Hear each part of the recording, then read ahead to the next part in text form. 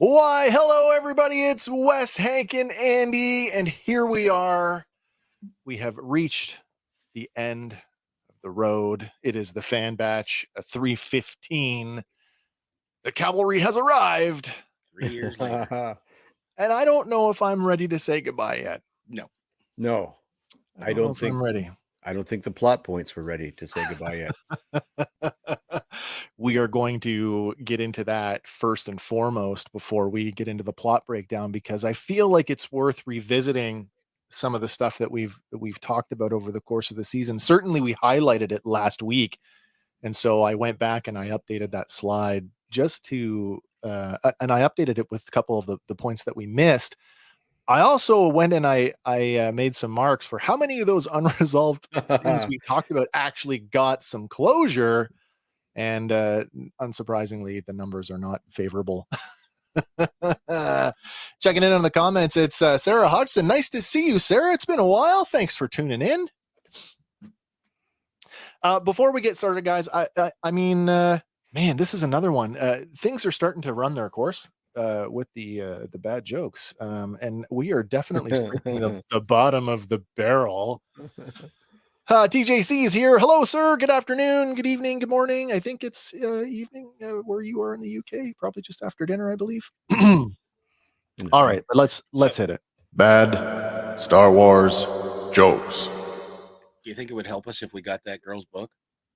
Which book? The one that just came out. The bad. I kind of wonder. Bad jokes. You know what? Or are they already all? You might have. Like we may have written the book for her.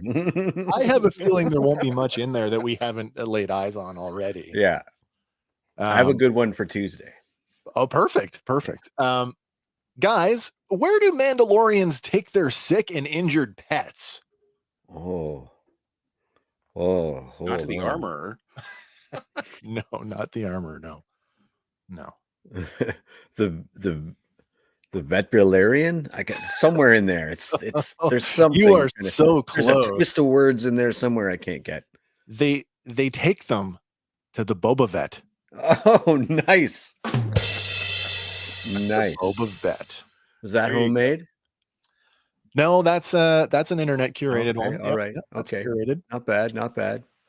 Listen, I want to talk about, I want to get the sort of the negative stuff out of the way, because I know at least for you and I, Hank, we had some similar opinions on the season, especially towards the end. I know, Andy, you are the forever hopeful, bright-eyed. You are the gleaming star in this trio, by the way. The shield, the hope character.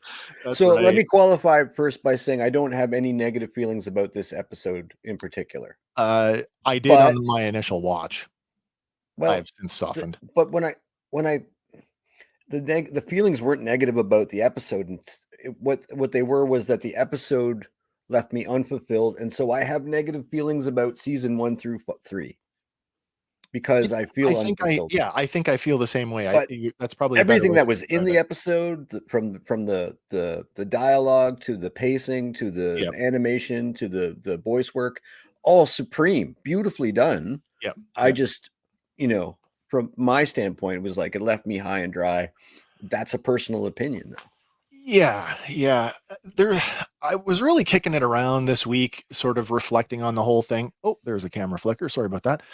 Reflecting on the whole thing, and just to frame this for those of you who haven't watched our entire series, all 3 seasons, I was the naysayer in the group back on season 1. I didn't want the show. Yeah. I didn't want it. I didn't like the idea. Well, you had a pre-love for the other, for Republic Commando. Yeah. In saying that, with the twist of the wrench on the Scorch character, the Bad Batch is far more appealing now than they were back in season 1 for me. But my point is, I came around. Not only did I come around, I swung so hard the other way that like I said, I'm a little bit sad to see it go, because I think we could have gotten another season, a full season out of this. I think so. Easily, to tie up all that stuff that we're about to talk about. That being said, I came up with a bit of an analogy for this season as a whole, and I'm calling this one the MCU of Star Wars animation. in how many characters and plot points were introduced or reintroduced only to be thrown to the wayside to be used somewhere else down the road, because I cannot fathom that is not the intent with all the things that we are yearning for. Yes. Like, does it feel like maybe they're waiting for like a resurgence, like from the fan community, where, as you know, you got Clone Wars season 7. Yep.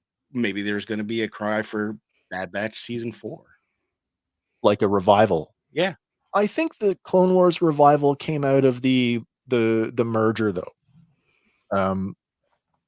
And the cancellation of the show, that there was more on the table to be told. Yeah. Like, well, I mean, they're really realistically, in light of like the way Rebels ended with an epilogue. Yep. And the way this ends with with an epilogue. A similar epilogue. Yeah. And then Rebels Returns, rebranded, but in live action. Yeah. Perhaps there's that. I'm hoping for that. Yeah. Let me get things set up here, because I want to just what are we doing here? Nice, TJC. TJC says, sorry if this is spoiler territory, but at least Crosshair has cured his hand problem. No, it's true. Oh, we talked about that earlier this week, you and I. Right at a RoboCop. Like, I don't know if anybody ever got any healing, spiritual or otherwise, from being limbed before. Well, no, yeah. So that is a neat twist. Honestly, that is a really cool. There's Dougie. Doug saying the show ended, but the characters prevail. Yeah. They did.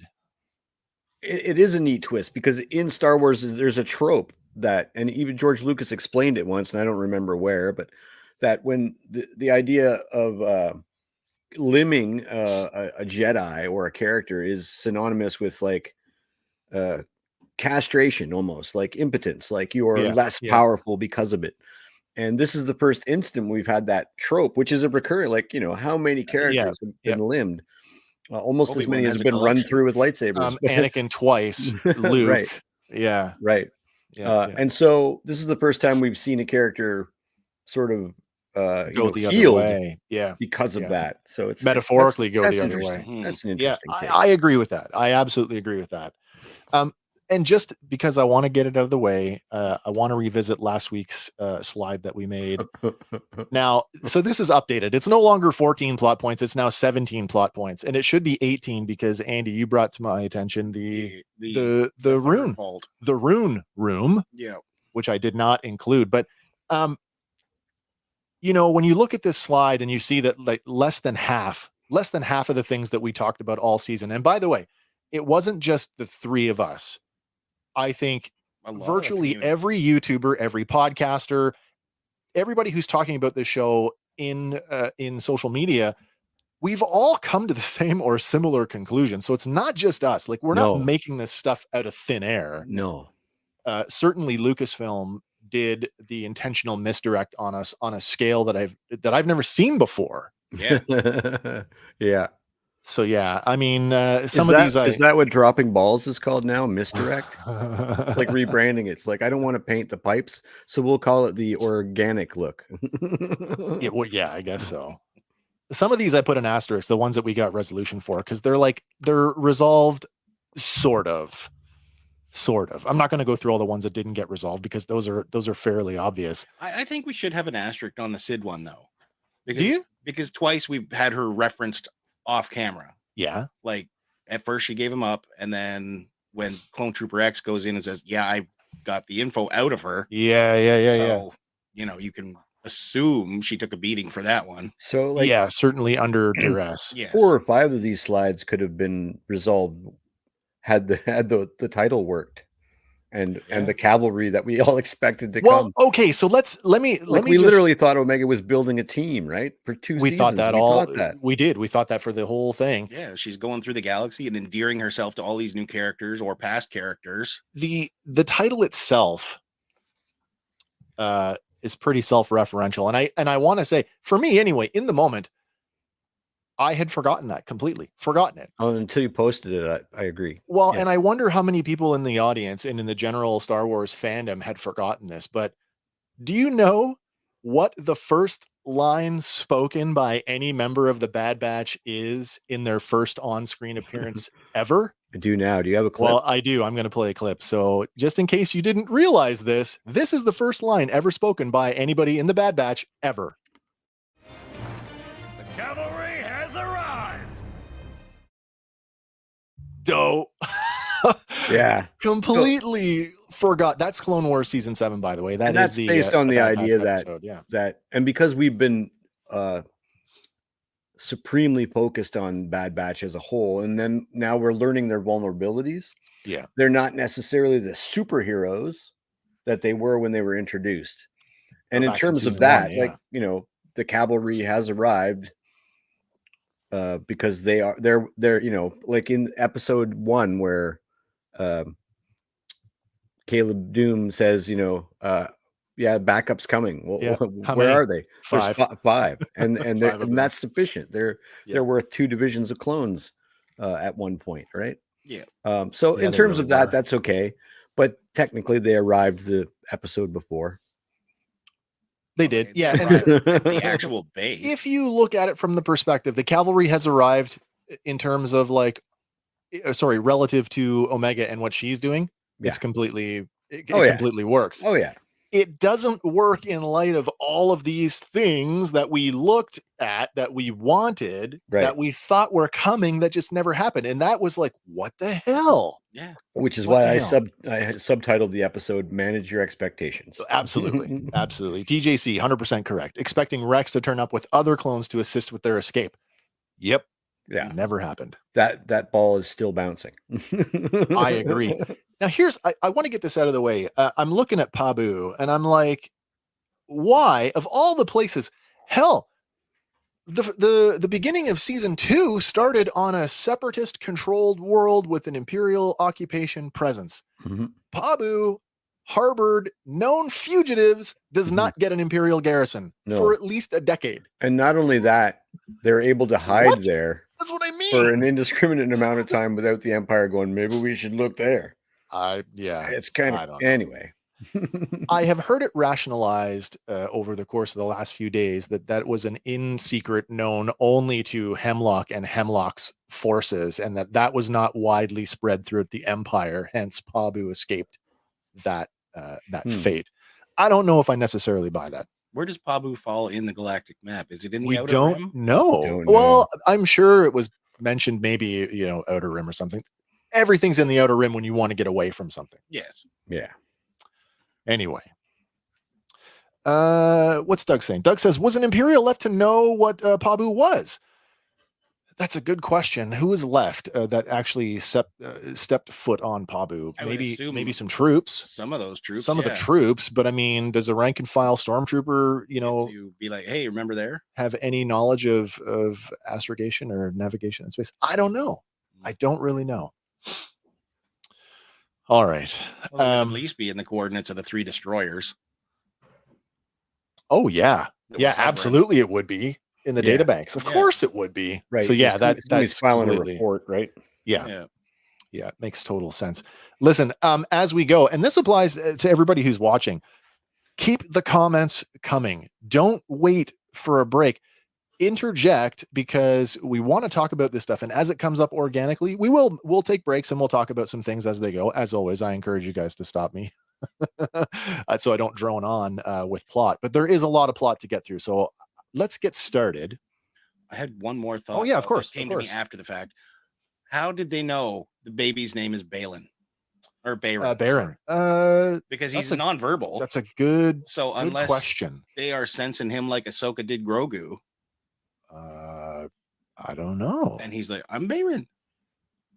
Unless it was an off-camera thing that the bounty hunters got from his mother. I don't know. It's almost a Star Wars thing to have characters have names that aren't even spoken on screen. Baron's race, Tarlafal. The hamster boys. Yeah, Tarlafal that we're introducing Solo. I went back. The thing on his neck, I was completely off base with that. It is not a force suppression device of any kind. He's wearing it in the first episode at home with his mom. Okay. So it is some kind of vocalizer thing. What do we got? We got they found him. So TJC says they found him there before, but I'm assuming the brainwashed clones were all taken out. But as you say, there must be some stormtroopers left that remember where they found them. Yeah, absolutely.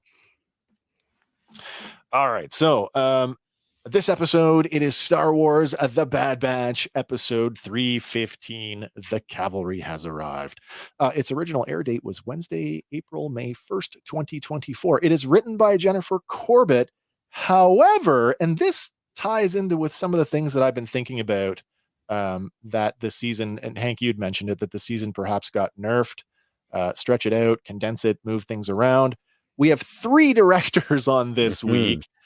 We haven't had that in the Bad Batch ever. No. I don't even think we've had, I could be wrong, I did not go back and verify this, but I don't even think we've had 2 directors on a single episode, let alone 3. Of course, I think they might have listed 2 as like an alternate or a maybe assistant, perhaps.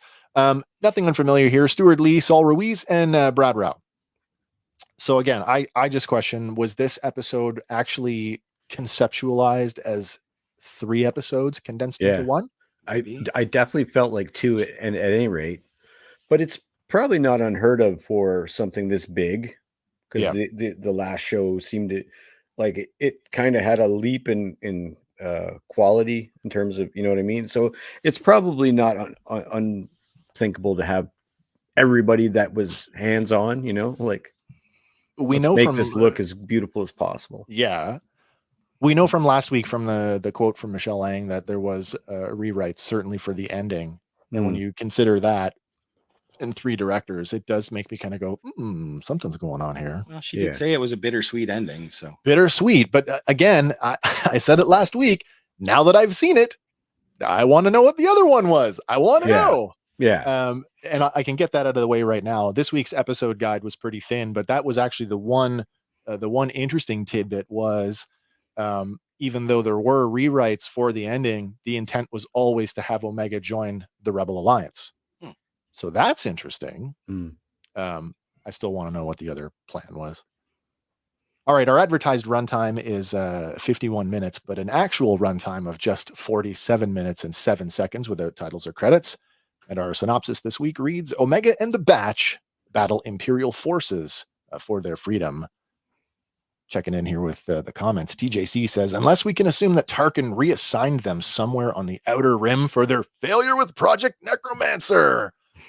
I have be sure to tell a subordinate exactly what's going on.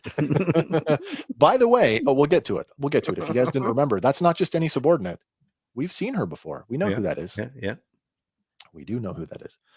Project Necromancer. Are you going to wait for that? Yes. Yeah. Okay. All right. So let's get to it. The episode opens with a different revolving head sequence this week. It's hard to see here, but the colors on all of our revolving heads are far more muted, as is our titles, both the Bad Batch title card and the Star Wars card. And we don't get the same fanfare with it. It's a much more solemn, somber, like this is the end music that goes with this. And it's interesting because the music that they use was very like I went into this thinking, because remember last week I said, are we headed for a Rogue One style? Like everybody's going to die. A very dark ending. And the music lent itself towards that. And I'm like, oh, everything's coming true. That everybody's going to die. And I'm like, wow. By the time I get to the end of the episode, I look back on this and I go, good misdirect. That was a good one. That was you got me. Yeah, you got me. All right. Our episode opens with Imperial shuttles sweeping the jungle looking for the Bad Batch while under the cover of the lush canopy. Hunter treats Wrecker's wounds from the Dryax attack. Now, he mentions that the base is 5 clicks away, and he asks if Wrecker can make it, which he enthusiastically says, try and stop me. And then, as the scene is sort of like ending, you can see the lights of Tantus up on the top, and you realize when he said 5 clicks, he meant 5 clicks up. Straight up. Yeah. Oh, what a bag drive that'd be. I felt this scene could have functioned better in the previous episode, though, just to like hammer home the extent of what that thing did to him.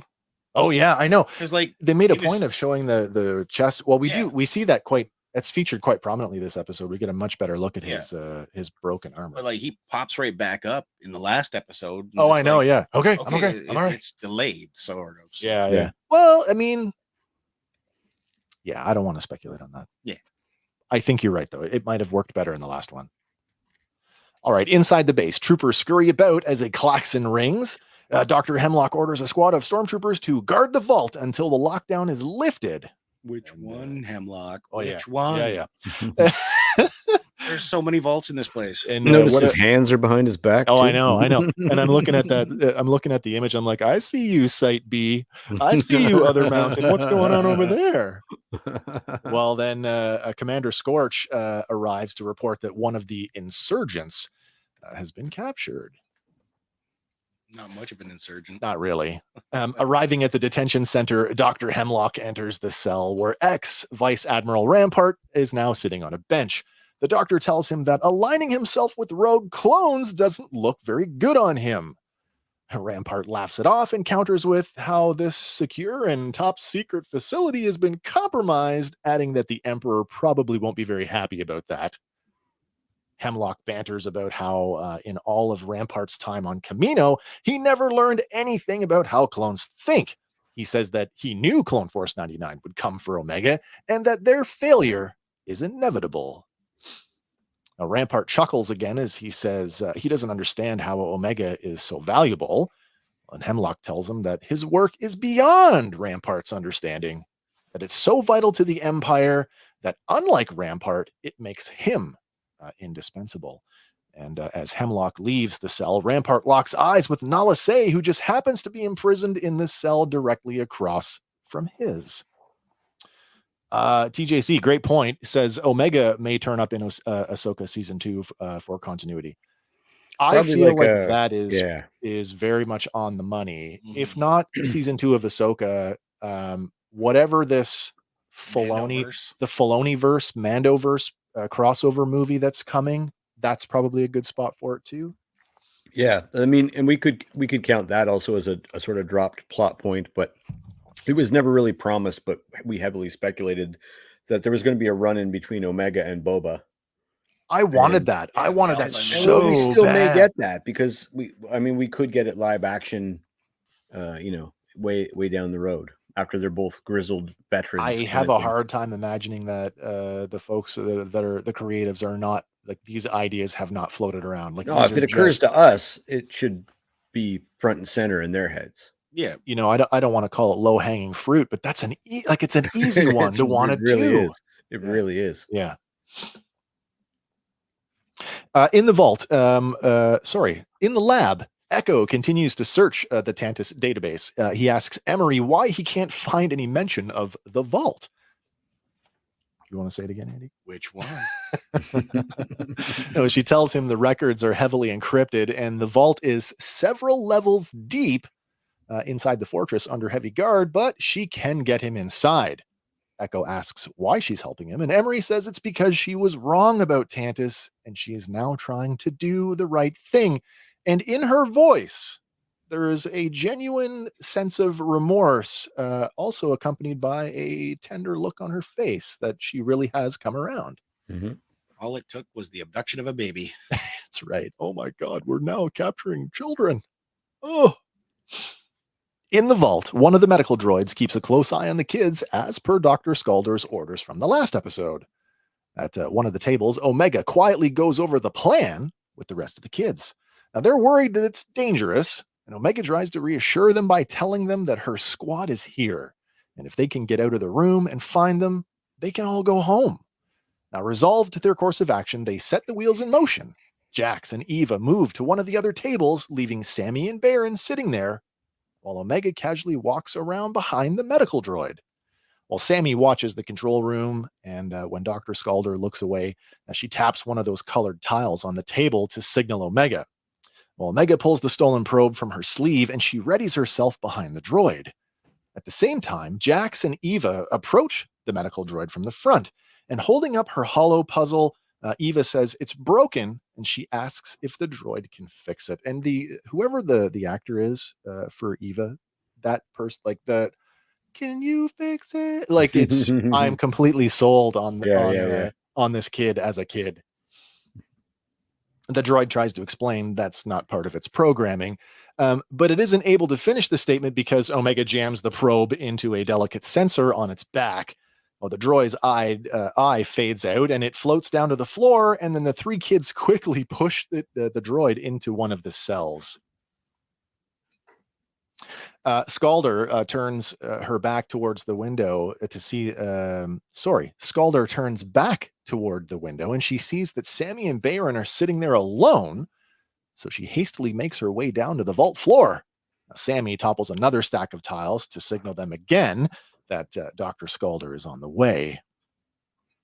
What do we got here? TJC has got a comment for us. He says, I'm surprised they didn't explore the M count of Emery after Nalase mentioned it when she spoke to her. Yeah, we had said that. Why aren't they like you figured they would have started testing her when she arrived? I would have thought so as well. And we also were, how did a clone get her status? Especially when their view of clones, especially whole, Rampart's view of clones. In light of her line, we never had a childhood, something we never had. She's an advanced clone. Mm-hmm. She's an adult. So when was she taken from Camino? She did say she was taken as a child, right? When she confronts Nalase in the cell and she's like, you take these children the same way they took me. But she's an advanced clone because Omega is the same age as Boba. Yeah. Right. So she has to be an advanced clone like the rest of the men. Yes. Yeah, I would agree. Yeah, and I always thought that she had been that like Lobot technology. Oh, the glasses. Yeah. And that's interesting. Remember in Rebels, the hackers that hack Chopper and Hera overloads, like they had the same tech on their heads. The brain computer. I thought that's what she had there. Yeah. That's a good point too. I kind of wondered that, and now that obviously it's not, but it's just head. Apparently it's the new Apple right. New iPhone. The virtual reality thing that they're just they just cut production on it actually. So meanwhile, Omega works furiously on the droid's processor as it repeats error. Scalder enters the room and asks Sammy where the others are, and she sheepishly points towards one of the cells. Turning around, Dr. Scalder sees Jax, Omega, and Eva walking across the room with the medical droid now under its own power again. Eva says, that we were with the droid, but Dr. Scalder doesn't believe them. Omega insists that Eva was telling the truth, that they were with the droid. Now, Dr. Scalder calls Emery's treatment of the children too lenient and then orders them back to their cells. But what she fails to notice was that the medical droid had hovered around behind her and is injecting her with a sedative to knock her out. But that's just the first part of the plan, and there's a lot more work to be done. So Omega orders the droid to guard the door while she turns Dr. Scalder's head to the side so she can breathe. Nice little detail there. I thought that was kind of cute, that even though, we need to get out of here. Oh, well, we can't let her die. Yeah. I don't know. I might have let her. Gas is here. Gas says, giving a notorious Boba Fett nod. Afternoon, Legends. Hello, sir. I hope everything is well with you. By the way, I'll put a plug out for this now.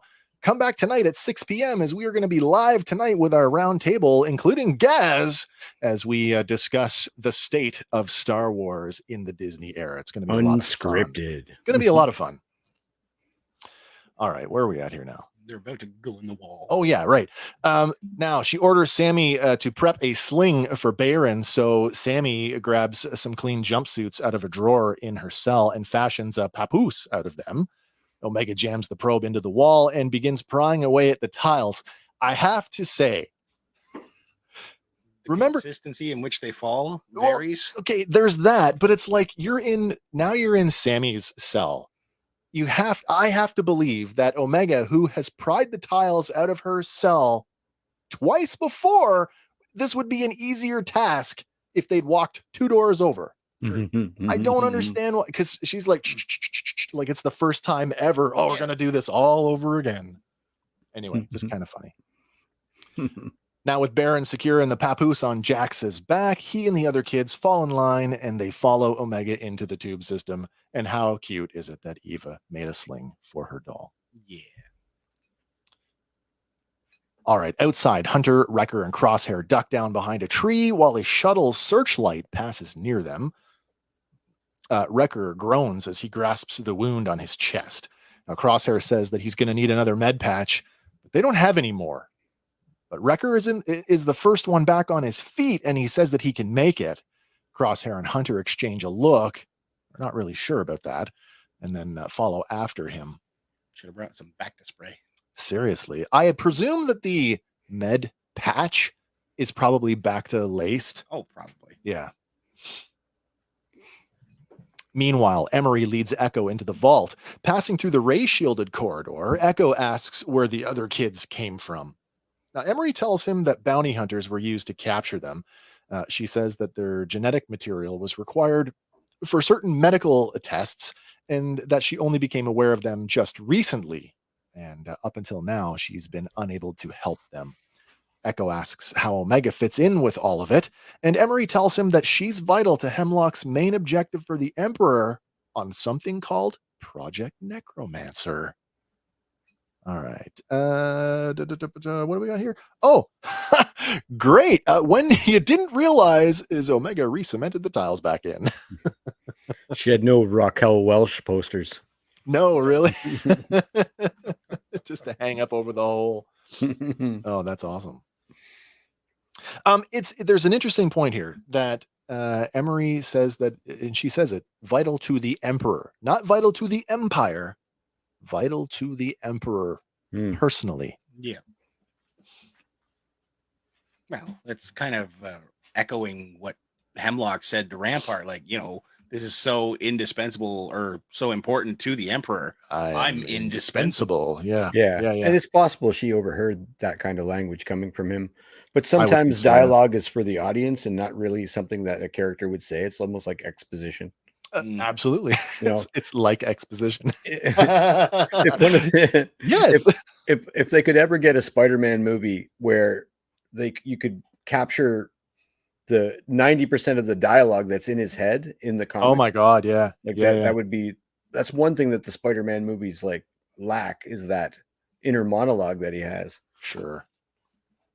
Well, inside the tube system, the kids make their way along the path that Omega had scouted earlier, twice before. Baron is getting restless and finicky, and Jax doesn't know how much longer that he'll stay quiet. But Omega says that it won't matter because things are about to get much louder anyway. Arriving at the Zillow Beast tank, Omega spots a scientist working at a central control station over the water while stormtroopers stand guard around the room. Popping the grate off the wall, she makes her way down between a stack of crates close to a wall console. The scientist there just randomly leaves, giving Omega an opportunity to scan the console. But that's when Baron begins to wail and cry at the top of his lungs. Good distraction, kid. Good distraction. Absolutely, yeah. And all in all, it's a pretty good distraction because the scientist at the central console orders some nearby troopers to find out what the noise is. That gives Omega the opportunity to deactivate the ray shielding over the tank and start draining the water from it. The distraction we all knew was going to happen. Mm-hmm. Now, the troopers pop the grate off the wall and order the kids out. At the same time, the Zillow Beast, suddenly aware of its new freedom, rises up from the tank and begins the rampage that we all knew was coming. One of the troopers radios in to initiate containment protocols and then hurries to activate the ion cannon. But the Zillow Beast makes short work of it, as well as the stormtroopers. Omega dashes back to the open grate and she slips back inside the tube system as more troopers rush in, attempting to contain the beast. It's kind of fitting that we get a kaiju in the last episode. The one I will say this, I liked the way that it was framed. I liked the big super close-ups. I really dug the parallels to Godzilla, right down to the roar with the pulsating throat muscles. I At love least that. this one had a plot beat. It did. Yeah, it Right, wasn't it wasn't just rampage more- for rampage sake. Right. Yeah. Oh, you're right. When Emery and Echo reach the vault, Dr. Hemlock and Commander Scorch just happen to already be there. Now, Scalder is back on her feet and she's holding the back of her head as she's escorted out by troopers. Hemlock says that due to her incompetence, Omega and the others were able to escape by exploiting a weakness in the walls. Just then, the entire fortress rumbles and the lights flicker. Scorch gets a transmission and he relays that the Zillow is loose on the containment level. Hemlock orders the reactor to be shut down and to dispatch an entire division to secure the transport hangar. It's not lost on me that Hemlock said shut down the reactor. At least that shows that he's smart enough to know that if this thing gets a free meal, it's going to get bigger. Absolutely. I do appreciate that. Well, as he storms off, he barks at Emery to find Omega and to consider her fate now tied to hers. Like it wasn't before. Well, yeah, exactly. Alone in the vault, Emery tells Echo she doesn't understand where the children could have gone. Echo thinks about it for a moment before deciding it was Omega that released the Zillow. Emery asks how he could know that, and Echo says, well, that's because it's exactly what I would do. Split their numbers and create a diversion. Then he and Emery rush out of the vault, which I find is hilarious. They run. They are at a full run. As soon as you get through that door, ray shields. I'm sorry. It makes me laugh because those aren't going to move any faster than they did coming in. Not directly out of the vault door. Because they got to go down the hall and around the corner, remember? And then they get to the ray shields. Then the ray shields. No, you're right. You're right. That one coming in from Gaz here. Gaz says, nothing wrong with kaiju if you ask me. Star Wars could use some kaiju action. You know, I like creatures in Star Wars. I've been a big fan of them. They've always had big stuff. Like in the first one, there was the whole worm where they fly into it. Yeah, the space slug. Yes. Yeah. And then we got the Rancor at full size. And, well. We get a new beast in Tales of the Empire, but you'll have to come back on Tuesday for that one. Yeah. Could they do a kaiju style? Would Star Wars, is there room in Star Wars for an entire kaiju movie? There's always a bigger fish. There's always a bigger fish. Yeah. Phantom Menace. Thank you, Qui-Gon. Thank you, Qui-Gon. All right. You don't want to go swimming on Naboo? Yeah. No, we can do we can remake the Abyss on Naboo. Yep. Okay. On the containment level, the Zillow Beast tosses more stormtroopers like ragdolls while the kids watch from behind the grate. Little Baron is now sound asleep, which is confounding to Jax.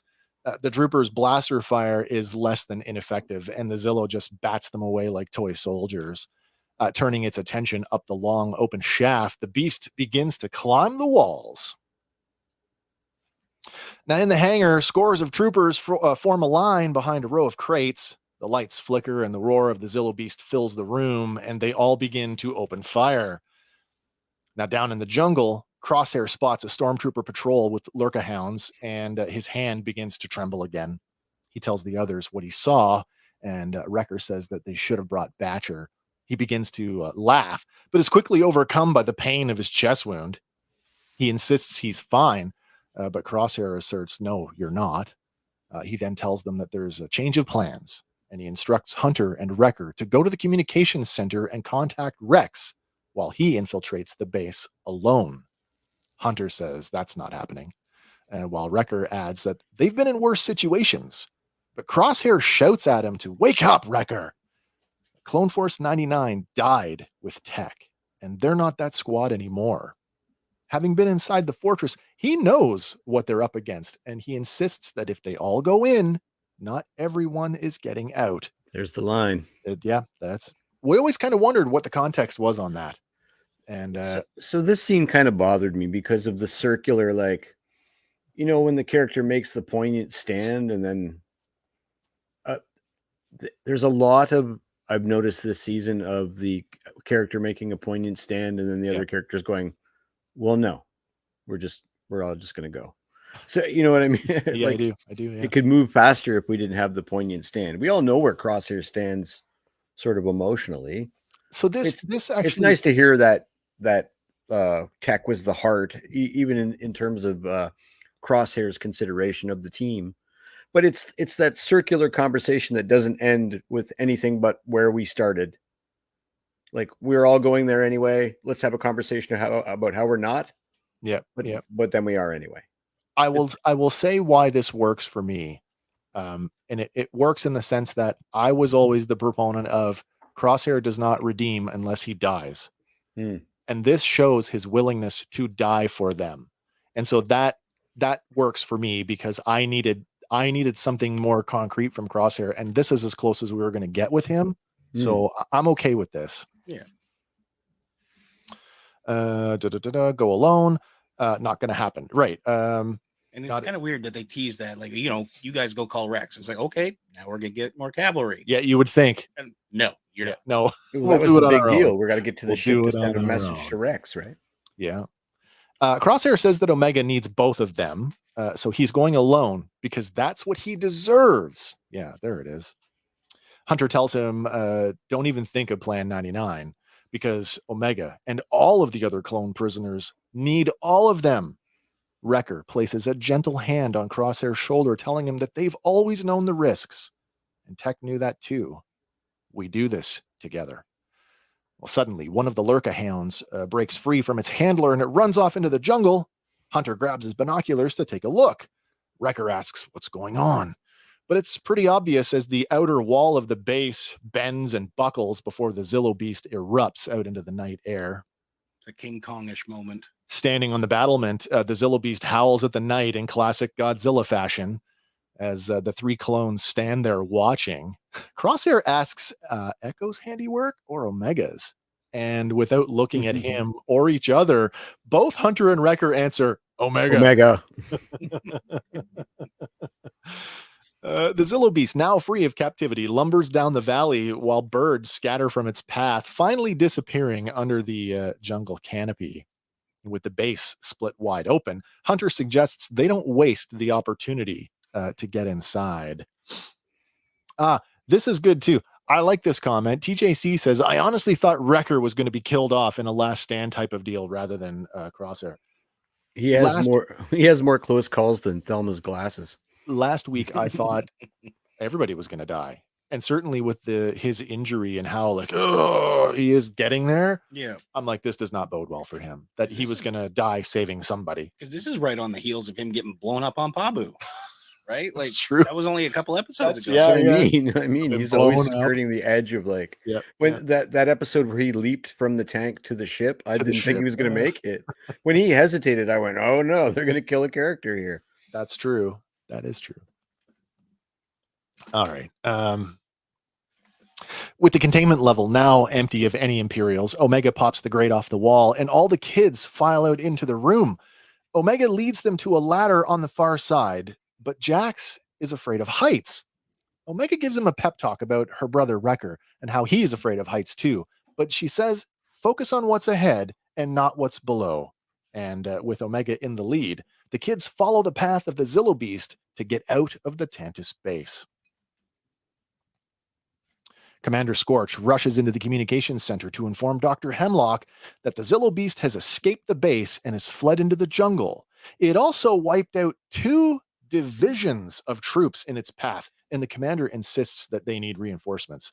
This is an interesting one because they kind of play willy-nilly, wishy-washy with the troop complement of the base. It's like there's enough troops on screen to get across what we're talking about in the moment. But like, I hear the words 2 divisions and I think hundreds of troops. Because we know there's literally hundreds of them stationed. Well, that's what I mean. And so it's like, there's some real like, what? To animate that Clone Wars style fight, because that's what we're talking about is hundreds of troops versus, you'd have to pull way back, and then you could probably just get away with blaster fire in the darkness. Absolutely. Absolutely. The farther away you are, the less resolution you need. But it's like you said in the chat, we never see groups bigger than 10 to 13. That's right. Realistically. Yeah. No, and that's probably once when the Emperor first arrives to inspect. Oh, that's right.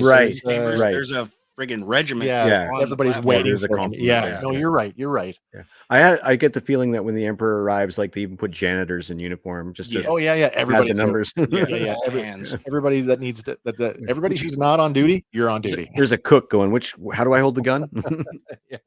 Stay there silently. It's the same thing. It happens again when they talk about dispatching the shuttles to chase the Zillo, which is he's about to say that right now.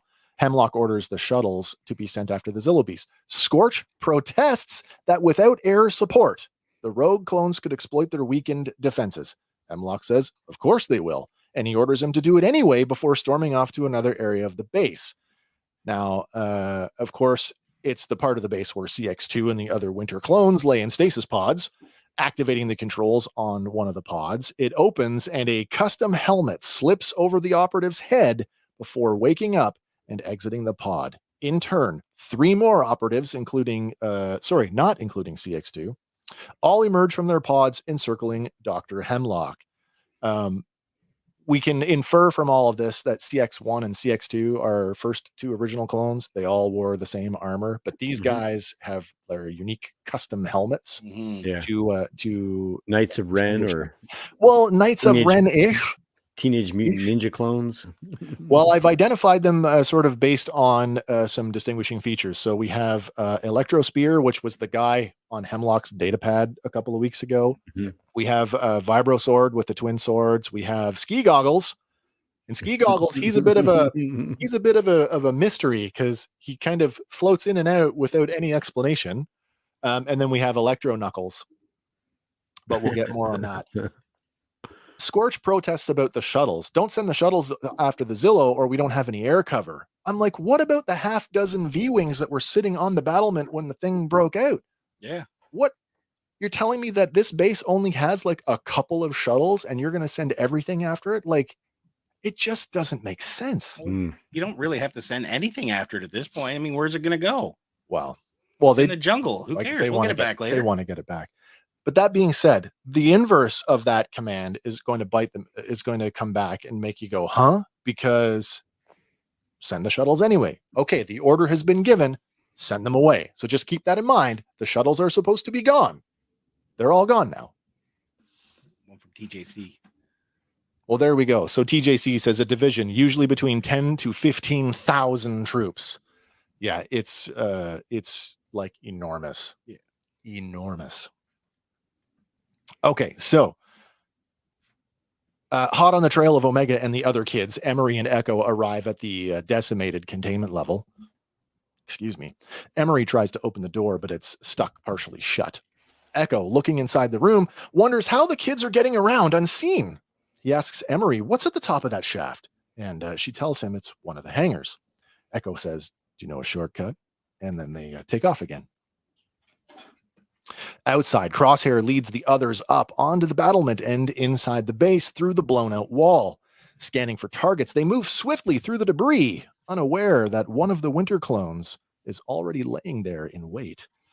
CX2 takes aim at Hunter with a sniper rifle, but Hunter's preternatural senses are triggered, and he ducks out of the way just in time.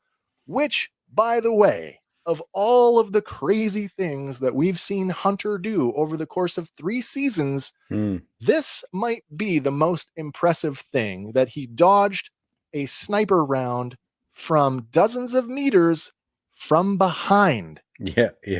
What? Hunter spider sense. Spider sense is tingling. TJC, can't believe Echo asked that. The answer is obviously because Omega is amazing. She's amazing. With the Bad Batch pinned down, scores of stormtroopers flood into the room while the winter clones regroup. And I had to put this in, get our hero shot. We've got Electro Knuckles, Electro Spear, Vibro Sword, and CX2. And glaringly absent, where the hell is Ski Goggles? Where did he go? Where's Goggles? Yeah, where did he go? Scouting up ahead. Apparently. Wrecker asks, how many are there? And with his hand trembling, Crosshair says, too many. He adds that they need to fall back, and he then shoots an explosive charge onto one of the upper walls. Well, the stormtroopers begin to advance as the batch falls back, and with CX2 hanging back to watch, the other operatives fan out and charge in alongside them. Oh, by the way, I'm calling them the Batter Batch. The Batter Batch? The Batter Batch. They're the Batter Batch. So Crosshair manages to pick off a few of the troopers, but one of the operatives, and I think it's Electro Knuckles, picks up a piece of debris to use as a shield and continues charging, while a second operative, Vibro Sword, flips over a stormtrooper and dashes forward with his twin swords. Then the explosive charge goes off, dislodging a large section of broken wall, and it begins to fall between the Bad Batch and the Batter Batch. The operative with the debris shield manages to slide under the falling wall. Well, the Bad Batch reach the opening back out onto the battlements, but a new class attack shuttle that is supposed to be gone is there strafing the ground, which knocks Hunter and Wrecker back inside. Hunter is pinned under some falling debris while Crosshair shoots the pilot and the shuttle spirals off. Nice of him to pull that one off. Mhm. That it wasn't his counterpart that did it the last time. Now he gets a shot at it. While Wrecker rushes to lift the debris off of Hunter, it's not clear at this point if Hunter is unconscious or dead. But then the operative with the debris shield is there, and he throws an energy bola, snaring Wrecker. Crosshair quickly shoots another explosive charge, this time onto the debris shield of the clone operative. He tosses the shield, and he makes a dive for it just as the charge goes off, leaving Crosshair to tend to both Hunter and Wrecker. Taking out Wrecker's vibro knife from his boot sheath, Crosshair works to cut the bola off, but then another clone operative, Vibro Sword, is there with, Electro Spear is there, and he charges in and kicks him away, stepping on Wrecker's chest. Electro Spear drives the spear down onto Wrecker's chest plate. Now, Wrecker at one point is able to grab it, but he's overpowered and gets the kind of the shock of a lifetime, I guess. Mhm. A Crosshair, jarred from being knocked back, reaches for a discarded blaster laying on the floor, but it's of no use as CX2 is there and stomps down on his wrist. The sword, Vibro Sword, tosses him one of his blades, and then CX2 lines up the blade with Crosshair's wrist. Lifting the blade, CX2 says that he should be more careful with his shooting hand before the camera cuts away just as he swings the sword down. Oof. Chop. Glad we didn't see that, to be honest. I don't think I need to see that. Well, reaching the top of the ladder, Omega and the other kids stop to figure out their next move. Sammy asks what all the blaster fire is about. Omega doesn't know. She says that she thinks it's over, but they can't stay here. And then the five of them hurry off down a walkway. At the same time, Emery and Echo step off of a turbo lift just as the Winter Clones and a group of stormtroopers are moving the incapacitated Bad Batch to another part of the fortress. It appears as though everyone is unconscious at this point. After they pass, Emery asks Echo, "Is that the rest of your squad?" He says it is, and he asks where they're being taken. Of course, Emery doesn't know, but wherever it is, she's sure that Dr. Hemlock will keep them well guarded. Echo says he can handle that, but they have to find the kids first. Pointing down the corridor, Emery tells him that the science hangar is just up ahead. Well, Omega and the kids reach the hangar, and hunkering down behind some crates, Eva asks if Omega can see her squad. But almost immediately they're discovered by a trio of stormtroopers. But just as one of the troopers is about to radio in, the third trooper stuns the other two. The kids are shocked at first, but then the trooper looks at Omega and asks, "Causing trouble, Havoc 5?" Pulling off his helmet, Omega is surprised to see Echo. Then Emery joins them, saying that the shuttles in Bay 4 are still operational. Eva asks, "You're helping us, Dr. Carr?" She tells her that she is, but they have to hurry. With Echo leading the way, they all rush to a waiting shuttle, but Omega is confused by the absence of the rest of Clone Force 99. Echo tells her that they've been captured. Then he asks Emery if she can pilot the shuttle. She says she can, so he hands her a data card and tells her to take the kids there, and they'll meet up again when it's all over. Anybody else think she was giving him the coordinates to find Rex? Pabu. I didn't think Pabu immediately. I honestly thought you're going to find Rex. Or maybe the moon they keep meeting up on. Oh, right. Over Ryloth. Yeah. Yeah. Third moon of Ryloth or whatever it is. Yeah. Anybody else? I'd mentioned it in the chat, but I don't know where we landed on it. Have we heard them referred to Havoc Squadron? I believe that goes all the way back That's to going way season back. 1. Yeah. I thought they did use code names on a couple of different missions. I'd have to go back and rewatch the series to find out exactly where it's spoken, but it didn't feel new to me. I thought, oh yeah, it makes sense. It makes sense. Sarah says that Emery's redemption was lovely. I agree. I feel like there is more to be had from this character. Again, one of those things that's dangling. Hopefully she shows up in live action or another project. She-Tech. That's right. Yeah. Where are we at here? Taking them. Okay. Jax is confused that Omega isn't going with them, but she explains that there are more clone prisoners inside and she can't leave without them. The kids all hug her while Omega tells them not to worry because Emery is taking them somewhere safe. Emery hands Omega her data pad and tells her that it'll help get them in to all wings of the fortress. Taking the pad, she looks up at the kids and says, "Look after them." Emery promises that she will and tells Omega to be careful. Then, ushering the kids onto the shuttle, she takes off and flies away from Mount Tantus with no interference because the shuttles are gone, but there's one left to strafe, but it's now gone. Yep. And no V-wings to be spotted. No V-wings. That's right. Yeah. No cover. No air support. You're right. At the same time, Echo and Omega head to the nearest lift. Echo asks if she's ready, and Omega answers, "Let's complete the mission." In the training room, the Bad Batch now occupy the stasis pods. The lids are all open, and Hemlock watches as electricity courses through Hunter's head. Hemlock says that the last time they crossed paths, they had just lost a member of their squad, and it looks as if history might repeat itself. Looking at Crosshair, a droid seals a prosthetic cap over the stump where his right hand once was.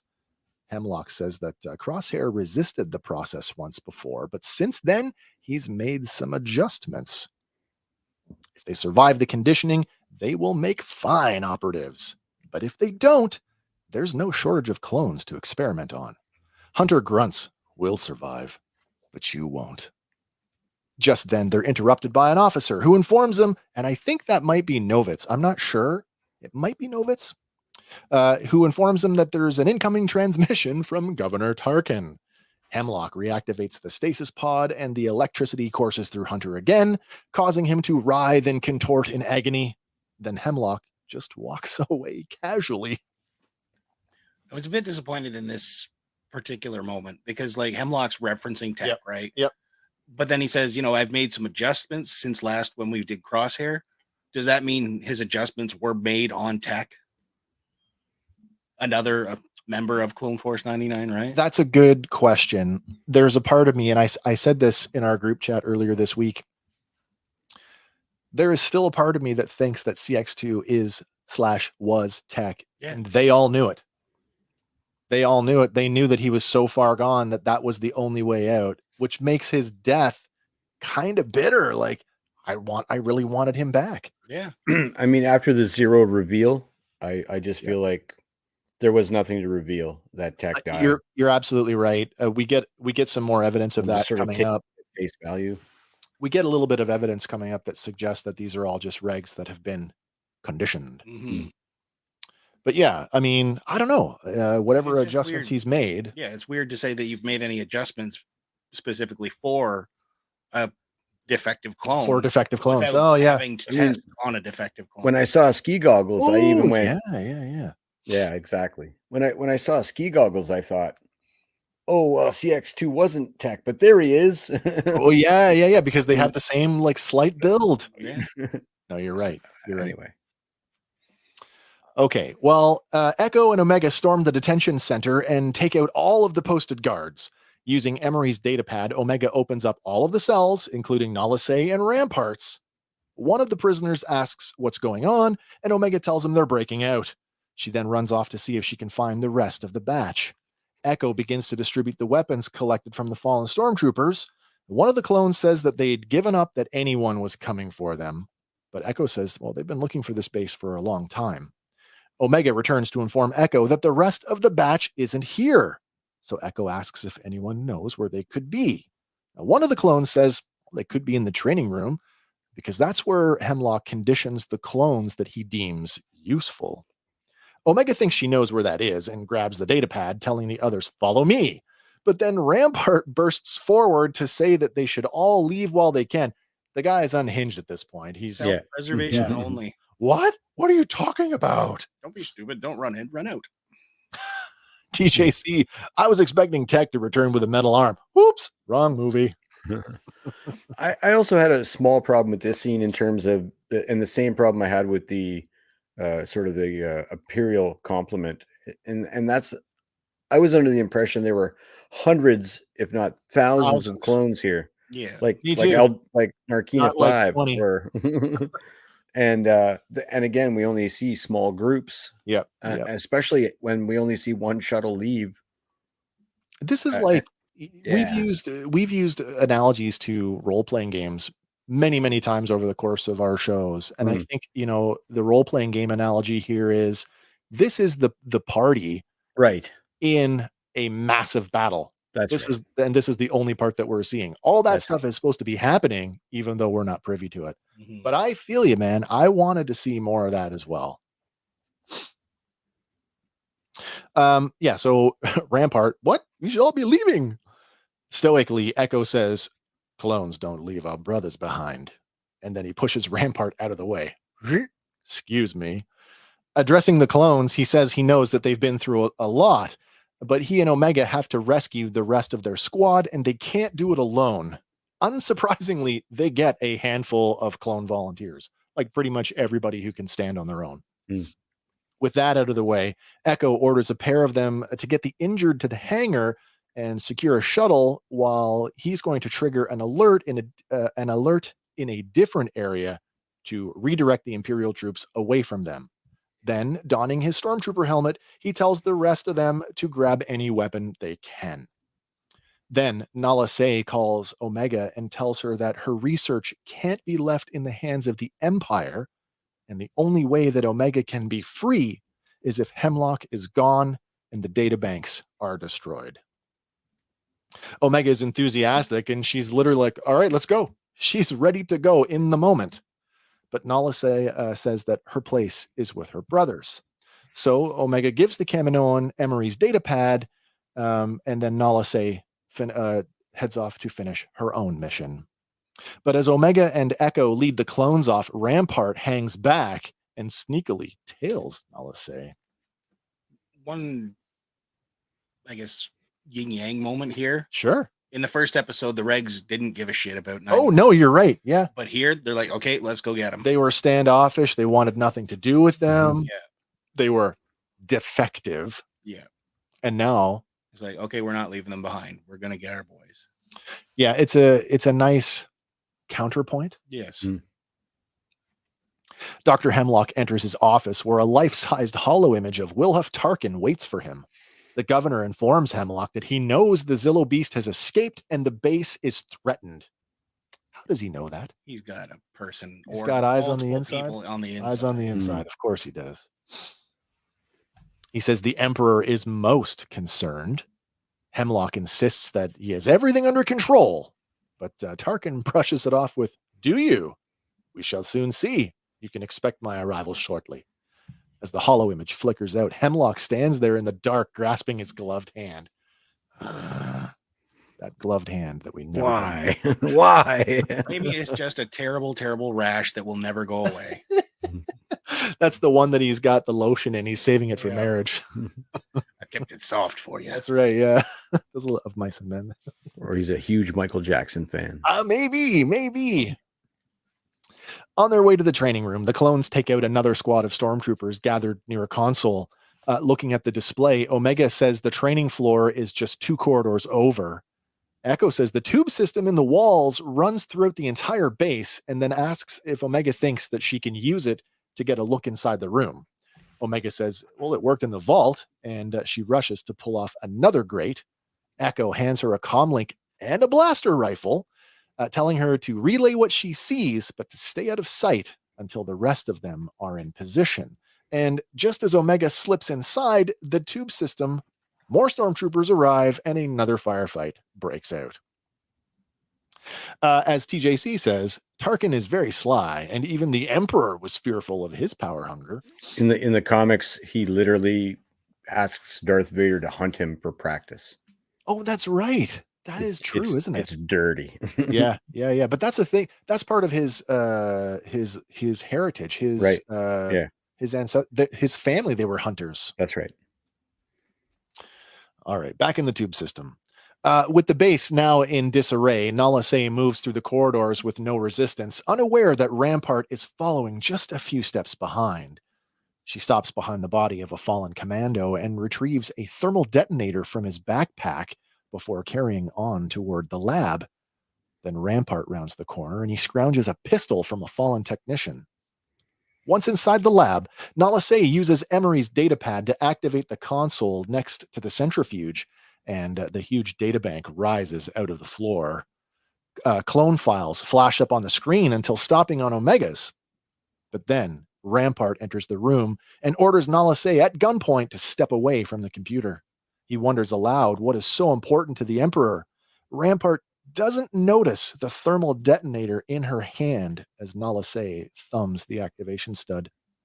After looking at the display for a moment, Rampart turns to the Kaminoan and demands that she tell him everything about Project Necromancer. I like the talking about that modularity of the Imperial infrastructure and just general Star Wars callbacks. I honestly thought that the databank reminded me a lot of the data vault on Scarif. Yeah, it's a smaller scale. Whatever it is, though, it needs a lot of cooling.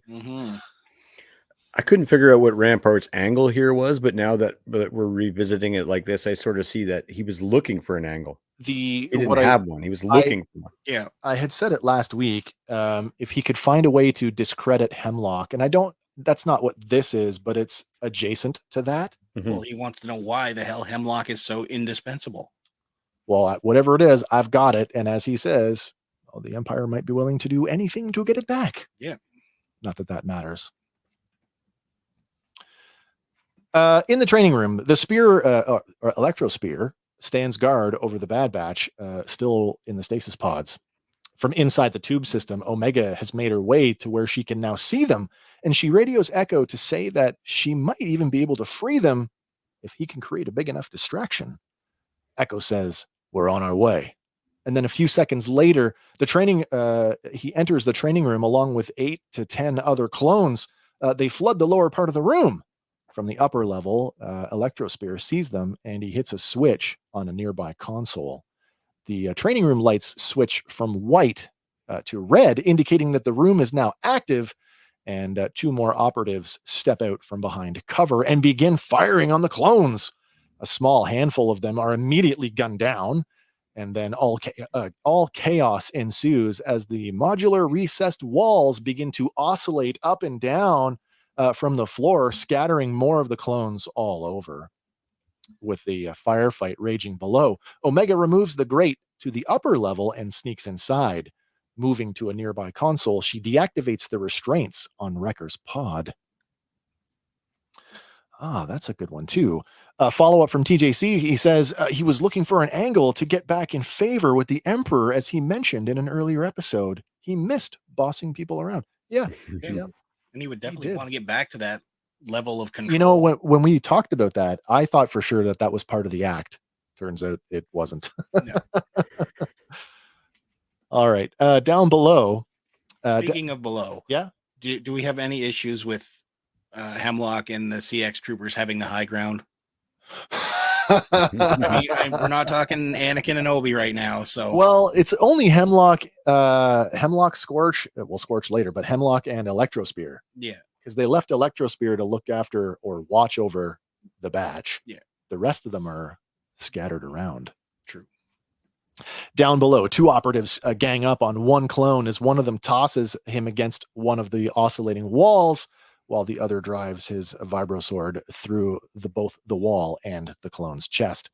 Wrecker coughs and he begins to open his eyes, which is enough to get the attention of Electrospear, who notices Omega and begins to advance on her. Did we know vibroblades could do that? Go through a wall? Yeah. Have we ever seen that before? Like we see them, like the closest thing I can think of is in The Mandalorian, where the Gamorreans are fighting with vibro axes. Yeah. And they're literally bouncing off their armor. That's true. Right? That is true. That is acting like a lightsaber there. It does, doesn't it?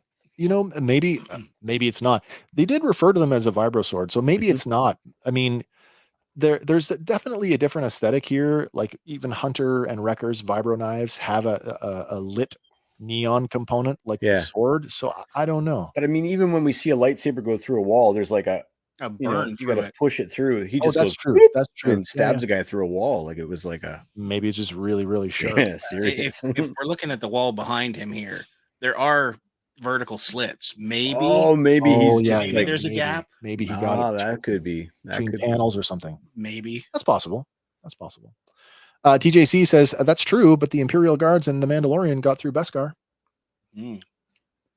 Yeah, they had some kind of weird the chink in the armor, I guess. Vibro. Yeah, maybe.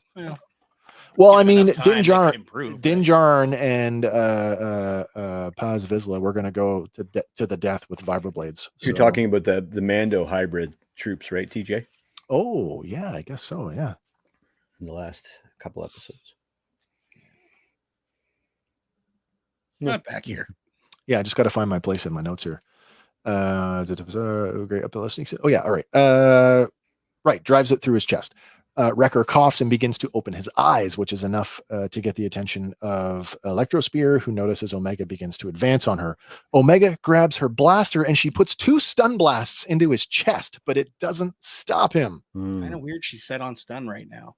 Well, I was watching another reviewer tackle this sequence and I didn't notice it. So hats off to the guys at New Rockstars.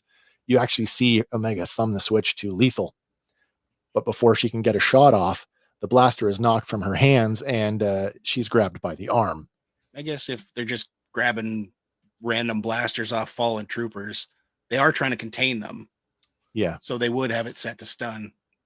Yeah. When Echo hands it to her, right? So.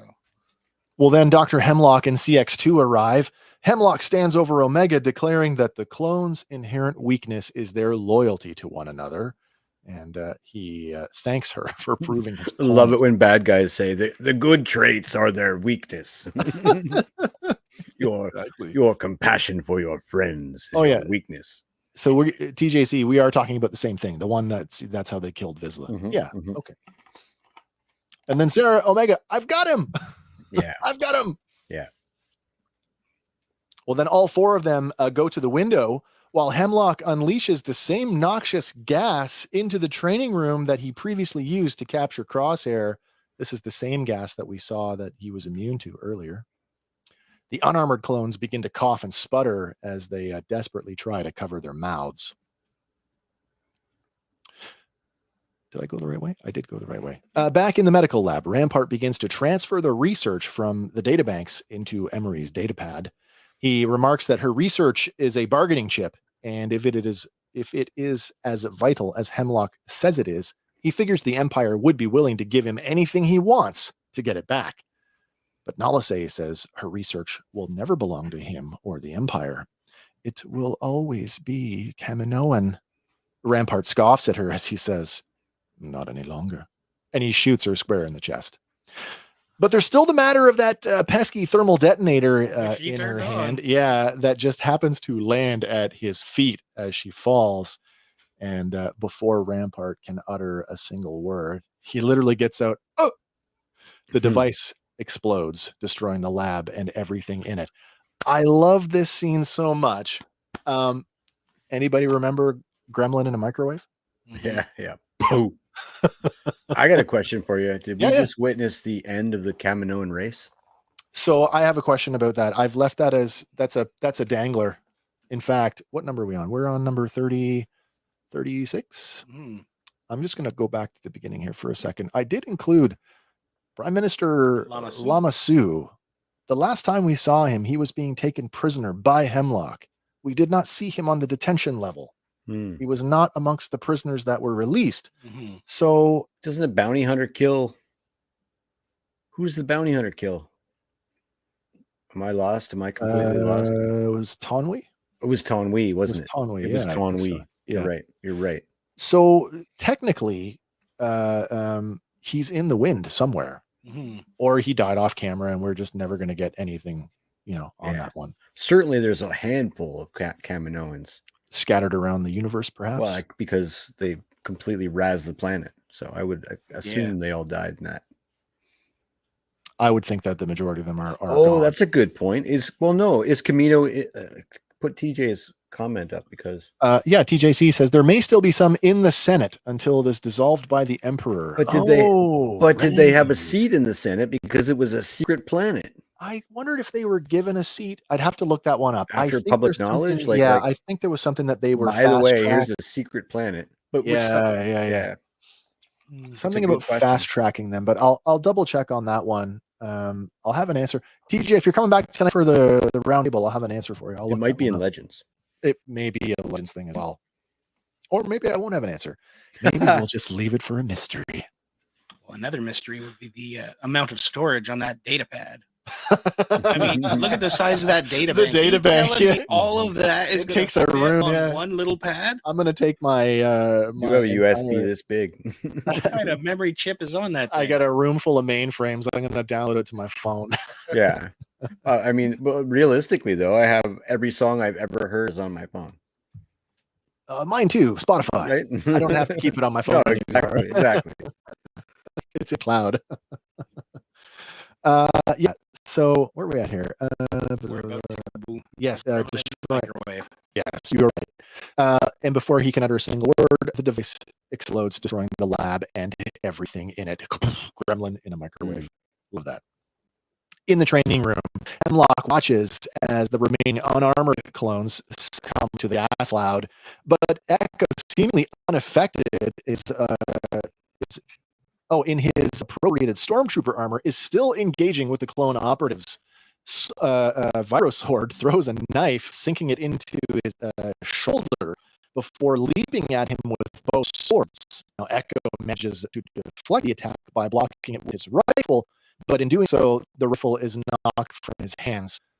Locked in hand-to-hand combat, Echo manages to rend him by the head and throws him down, knocking his helmet off in the process. And we can see that this is indeed another standard clone succumbed to Hemlock's conditioning.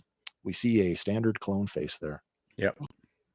As Echo pulls the knife from his shoulder, the Electro Bola comes whizzing through the air at him. Echo throws himself to the floor to avoid it and loses the knife in doing so. But there's a blaster nearby. Unfortunately, as he reaches for it, Ski Goggles, who has been glaringly absent up until now, is there to kick the blaster away. Damn it, Tech. Descriptive audio guy misidentified him as CX2 in this scene. Oh. Yeah, another case of you were wrong. But this does kind of confirm the pressurization of stormtrooper helmets. It does, yeah. Or that there's like some kind of there's some sort of filtration going on there. I don't even know if it's pressurized or if there's a small. Maybe that's what the tubes are. I mean, maybe that's an oxygen supply, and there's like something to bite on inside. Look at Boba Fett, man. Yeah. Right, like he's got the tube. Yeah, of course. You're absolutely right. In the upper level, Hemlock declares to Omega that the clones have failed as he predicted. Just then, Scorch runs in to report that there's been an explosion and the medical lab has been destroyed. Omega looks back over her shoulder just as Wrecker is now starting to come around. She tells Hemlock that he's failed as well. The research data is gone. Of course, he points out, well, I still have you. But Omega reminds him, you're forgetting one thing. I have them. Wrecker snaps his wrist restraints and kicks the lid off his stasis pod, sending it flying into a console, shorting it out, which causes all of the other pods to open. Oh, round 2, fight. Down below, the gas shuts off. Echo, who is now held at gunpoint by Knuckles and Ski Goggles. Now, Electrospear is back on his feet and he charges, but Wrecker knocks him against a wall. And for the second, Electrospear is back on his feet and charges at Wrecker, knocking him against a wall. And for the second time, drives the spear into his chest. And again, he's got to do that. He's holding it, yeah. But he kind of manages to hold it this time. He doesn't get the full force. Omega makes a dash for the blaster rifle laying on the floor, but Scorch grabs her before she can get it. Then Hemlock is there, and with a set of binders, he cuffs Omega to himself, taking a pistol and the bicep remote from CX2. Hemlock orders him to deal with the clones before he, Scorch, and Omega flee the room. Meanwhile, Wrecker kicks Electro Spear off of him, sending him flying into CX2, and the pair of them lay there in a cascade of electricity from the spear arcing across their armor. The Bad Batch slowly get to their feet, as does Electrostaff. Wrecker tells Hunter, "Get the kid," before charging Electrostaff, taking both of them through the window, crashing to the floor below. Oh, Gaz has got one for us. Camino were an independent body, but due to heavy ties to the Republic, were granted a seat at the Senate. There we go. Confirmed. Thank you very much. Both Ski Goggles and Knuckles are caught off guard by this, which is enough for Echo to rend the blaster from Ski Goggles, and he double taps Knuckles in the chest. Knuckles staggers back, and Echo spins to shoot Ski Goggles, but he dives out of the way, and now Knuckles has recovered and lunges at Echo with a big overhand haymaker, but before he can land it, he's hit by blaster fire. 2 more shots to the chest and 1 to the head as he goes down for good. It turns out that Wrecker was able to get a hold of that loose blaster that Echo was trying for earlier. Now, what's that? High ground. Well, low ground. He was in the prone position. Oh, true. Yeah, he's laying on the floor. Now, Electro Spear groggily climbs back to his feet behind Wrecker, but is immediately cut down by Echo with 4 to the chest and 1 to the head. That's 2 headshots back to back. Gotta be sure. From around a corner behind Wrecker, Ski Goggles leans out and he returns fire. Both Echo and Wrecker dodge for cover, but Wrecker takes 1 to the leg as he rolls away. Echo returns fire, forcing Ski Goggles back into cover. In the upper level, Hunter, still groggy, picks up the Electro Spear and he staggers around a little bit, trying to clear his head. CX2 gets back to his feet and tries to shoot him, but Crosshair kicks the rifle in his hands and the shot goes wide. It's funny that he just happened to be leaning against Crosshair's pod as he's trying to get back to his feet. Yeah, good for you. Booped.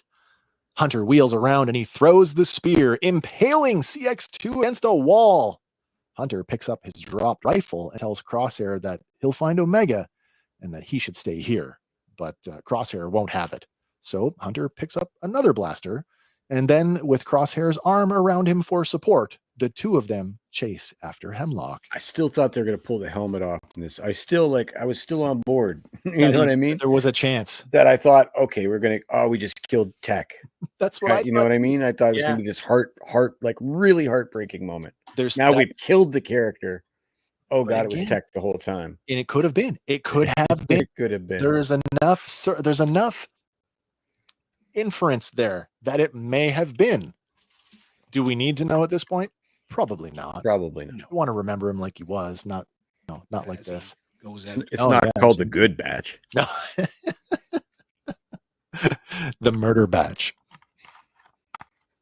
Well, high up on the mountain, Dr. Hemlock leads Omega and Scorch out onto a gantry in the pouring rain. He keys the relay that he took from CX2 to summon the CX dagger. Meanwhile, on the training room floor, Echo grabs a piece of wall to collect himself and catch his breath before carefully moving down the wall with his blaster at the ready. At the same time, Vibrosword recovers and dons his helmet as he gets back to his feet. Then Ski Goggles wheels around the wall and takes a few shots, but they miss horribly, impacting against the wall several feet away from Echo, and he quickly runs away to get a better position. But then Vibrosword rushes Echo from behind, ready to chop him down. But before he can swing his sword, Wrecker grabs him by the scruff, rips the sword from his hand, and smashes him head first through an electrical panel before falling back to the floor himself. Literally plants the guy in the wall. Echo, distracted by the turn of events, turns to see what's going on, leaving his back exposed to Ski Goggles, who launches another volley of blaster fire. But before he can shoot, he's gunned down by one of the clone prisoners who's recovered from the noxious gas. Echo rushes to Wrecker, asking where the others have gone, but he just grunts in pain, unable to answer. On the gantry, Hemlock drags Omega out towards the end. He thumbs the relay controls again as the CX dagger swings in and lowers its landing struts. But then 2 shots ring out, destroying both engines, and the ship drifts slowly over them. Scorch wheels to return fire, but is hit several times in the chest by shots from both Hunter and Crosshair. And without so much as a single shot, he falls backward over a low railing. A low railing, so low that it might as well not even be there. Railings save lives. The railings grow. In this case, railings just increase your rotation. It was an accelerated railing. It was just... And this was a nice redemption shot, right? Because on Pabu, the shot fell short. He didn't land the track. The engines, shooting the engines. But knocking this out, he is insured. Hemlock is not getting away. Oh, not only does he get one engine, he gets both of them. Yeah. Love it. The hand literally cures him. Yeah. So he goes over the low railing that might as well not be there. Hemlock looks over his shoulder as the CX dagger begins to plummet nose down. Hunter and Crosshair begin to inch forward towards the mad scientist. So he points his pistol at Omega's head and he tells him not to come any closer. Well, they both take a knee, and Crosshair uses Hunter's shoulder to support the barrel of the rifle. Omega tells Hemlock that he won't get past them, but he's sure that they won't risk hurting her. And Omega asserts, well, neither will you, because he needs her alive if he has any hope to recreate Nalase's research. Well, Hemlock shoves her forward closer to the low railing. He says if he goes over, then she goes with him. Hemlock screams at the clones to drop their weapons. With his attention focused on her brothers, Omega slips the medical probe from her sleeve. Hunter tells Crosshair to shoot the binders. Crosshair says they're too close and he can't risk Omega. But Hunter tells him Omega knows what to do. Just wait for her, then take the shot. After a tense moment, Crosshair and Omega lock eyes and they nod to one another. Stabbing Hemlock in the thigh with the medical probe, he throws up his arms, giving Crosshair just what he needs to sever the binders right down the middle. Now, the two of them separated, both Hunter and Crosshair put several rounds into Hemlock's chest, driving him back until he falls over the gantry and into the rainy night. The Bad Batch and the surviving clones. Oh, sorry, I totally skipped a whole part there. The most dramatic part of the episode. Maybe second most dramatic part of the episode. Yeah. Sorry. Omega runs to her brothers, stopping a few feet short of them. She smiles before launching herself at Crosshair in a huge hug. Anybody get here? A little bit. I felt bad for Hunter. Yeah, because he's like, what? It's kind of like when Leia runs by Chewie to hug Rey. Oh my God. What? Yeah. Crosshair's eyes well up, as did mine. And the three of them share a tender moment before Hunter tells them they have to get to the shuttle. At the same time, that's Omega. Like, he's literally just confirmed for her what she knew all along. Yeah, I think that's and for that dramatic effect, definitely worked on me. You got me again. You got me. Well, the Bad Batch and the surviving clones all board a Rho-class shuttle, and they fly away from Wayland just in time, because no sooner do they make the jump to hyperspace, 3 Star Destroyers drop out of hyperspace over the planet. A pair of Venators flanking a shiny new Imperial 1 class Star Destroyer. Yeah, I love the mixing and matching. This is what we've been asking for the whole time. I've been wanting this the entire series, and I thought for sure by season 2 we were going to get that. Arguably this is the most we've gotten was this season. But this is not just any Imperial 1 class Star Destroyer. This is the Star Destroyer Executrix, and this is Tarkin's personal Star Destroyer that he commanded right up until he took command of the Death Star. Now, this ship was first named in the 2005 Legends novel Dark Lord: The Rise of Darth Vader, and the name was carried forward into the Disney canon in the 2014 novel Tarkin, and both of those were written by James Luceno. Nice. The ship made its first on-screen appearance in the teaser for Rogue One, even though the shot was not that shot, like so many others from the Rogue One teaser, did not make the final cut of the film. But chronologically, this, I believe, marks the earliest appearance of the Executrix, and in fact, any Imperial class Star Destroyer in Star Wars. So that's cool. Mm-hmm. But there's more ship stuff. Hang around, I got more. Here's a cool little thing for you. I wanted to point this out, the difference between our Imperial class Star Destroyers. Although technically the Victory Star Destroyer came first, this is an Imperial 1, which from the outside is almost indistinguishable from an Imperial 2 class, save for the small difference on the conning tower. On a 1 class, you've got a targeting beam tractor beam targeting array, whereas on the Imperial 2, you have a communications tower instead. Mm-hmm. Yeah. I guess the tractor beam array got moved to the bottom of the ship, yeah?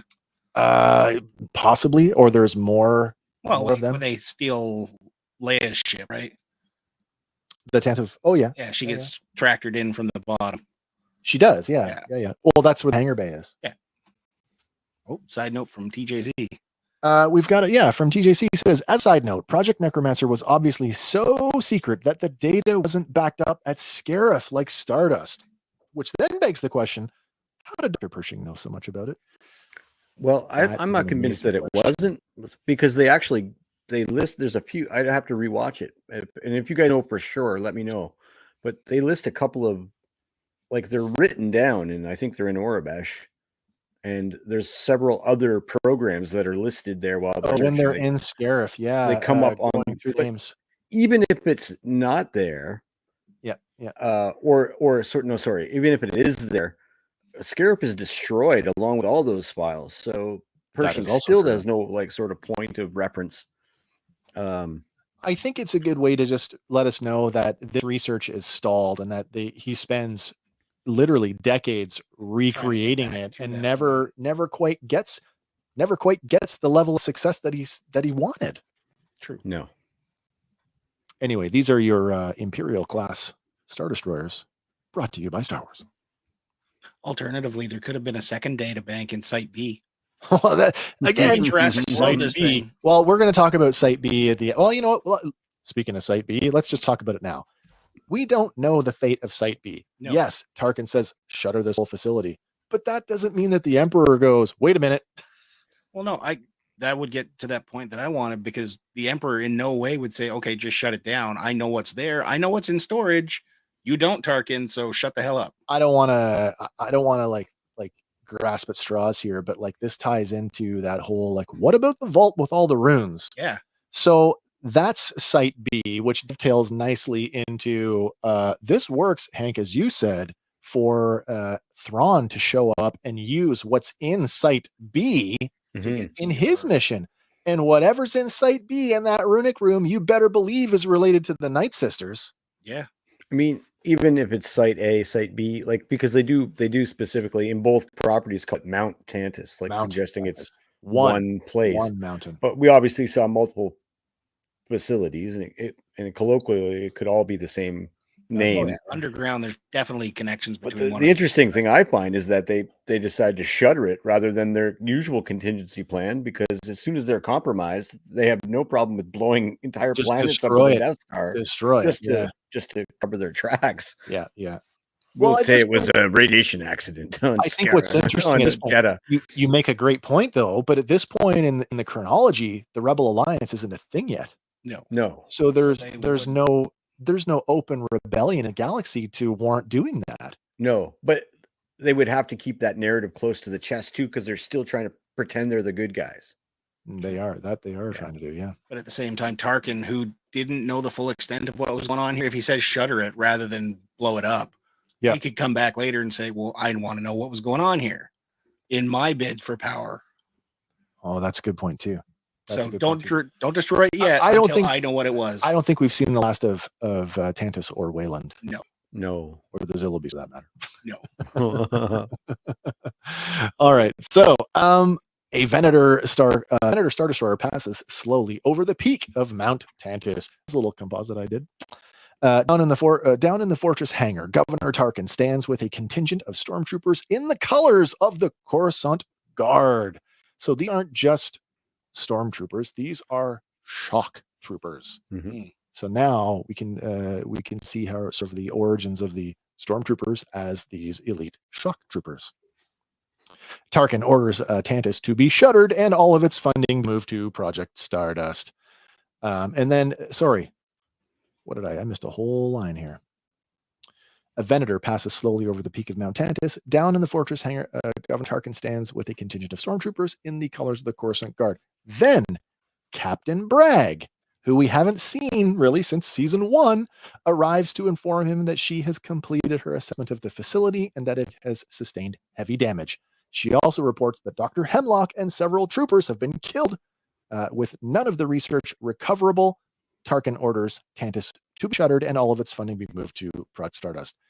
Captain Bragg, we didn't really see her since season 1, although she did have a few second appearance in the season 2 episode The Outpost, where when Crosshair is sitting on the ramp of the shuttle to go off on the mission, she walks by with a bunch of clones in jumpsuits, basically wishing them a happy retirement.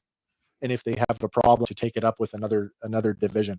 I still think it's wacky that he would tell even somebody like Bragg, who's she's a captain, but she is, yeah. Shutter one ultra secret thing for that no one knows about, and just switch the funding for me, will you, to this other ultra secret thing that I'm not supposed to talk about?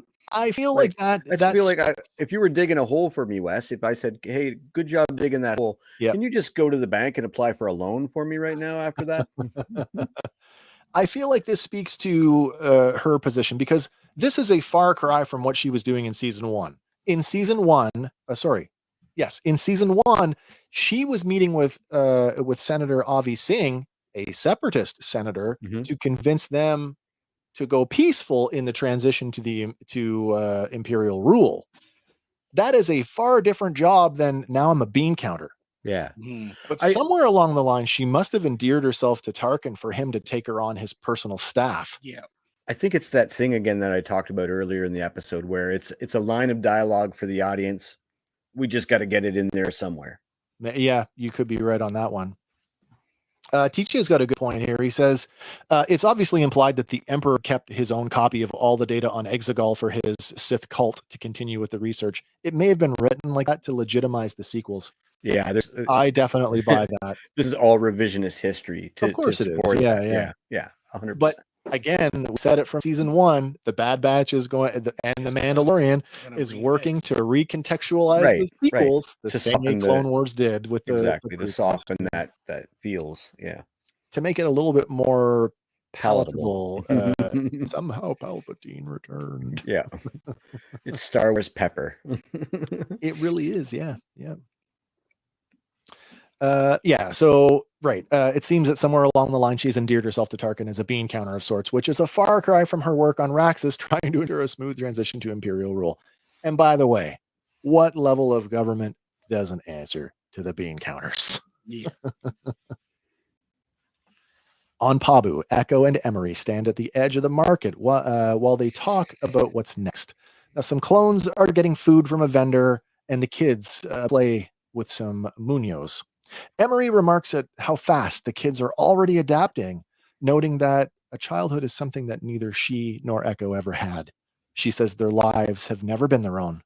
But Echo interjects, until now. He tells her that he's headed to Pantora to help relocate some of the clones, and he suggests that Emery might want to come with him. He thinks that Emery could help Senator Chuchi with her cause.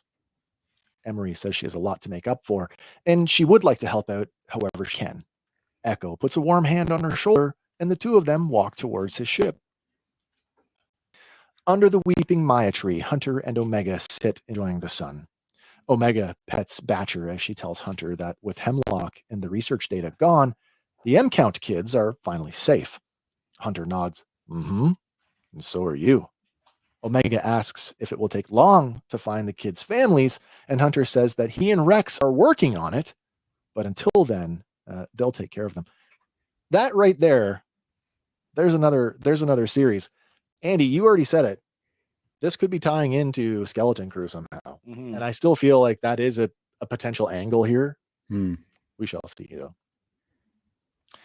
Echo steps to the foot of the boarding ramp, and he looks over at Hunter and Omega sitting under the tree.